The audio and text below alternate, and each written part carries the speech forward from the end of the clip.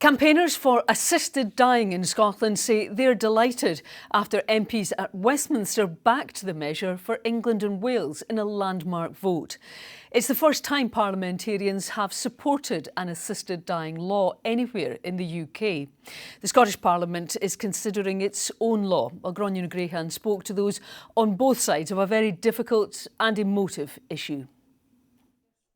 After going to hospital with agonising back pain, Valerie's husband Graham discovered he had stage 4 cancer. He would be screaming in pain, and I would be sometimes in another room covering my ears because they didn't want me to touch him, and it was awful. So then they decided that he'd have to go into a hospice while they got his pain under control. Unfortunately, they were never able to get his pain under control. After marrying just a few years ago, the couple hoped they would have decades to spend their lives together. But after his diagnosis, Graham was given just a few months to live. He couldn't have chemotherapy. He tried, but he had a broken back at the time because it had gone through to his bone. So he was being sick with a broken back. Can you imagine?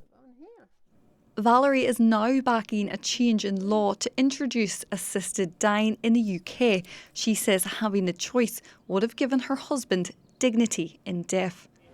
Today at Westminster, the debate divided MPs who voted on whether to legalise assisted dying in England and Wales. In this bill, we have the best opportunity to provide a choice safeguarded by medical and legal professionals. The doctor or medical practitioner who makes the assessment need never have met the person they are assessing.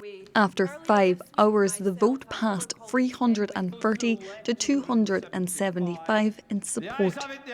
In Scotland, Lib Dem MSP Liam MacArthur has his own bill on assisted dying. He's hoping it will pass the first stage at Holyrood. The lack of choice with assisted death is failing far too many terminally ill Scots at the end of life who are going through unnecessary, protracted, undignified end-of-life experiences.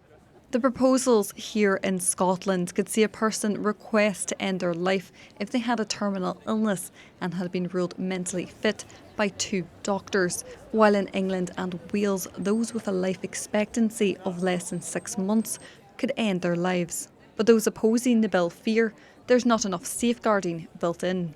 The invisible pressure that such a law would put on very sick, very vulnerable elderly people towards the end of their life, who would now be aware that this was an option for them and would feel that sense of being a burden, perhaps, a burden on their families, upon the health service. As the bill passes to the next stage in Westminster, the news has brought hope for many like Valerie, who hope to see a similar change here in Scotland. Grainne Ni Ghréacháin, STV News.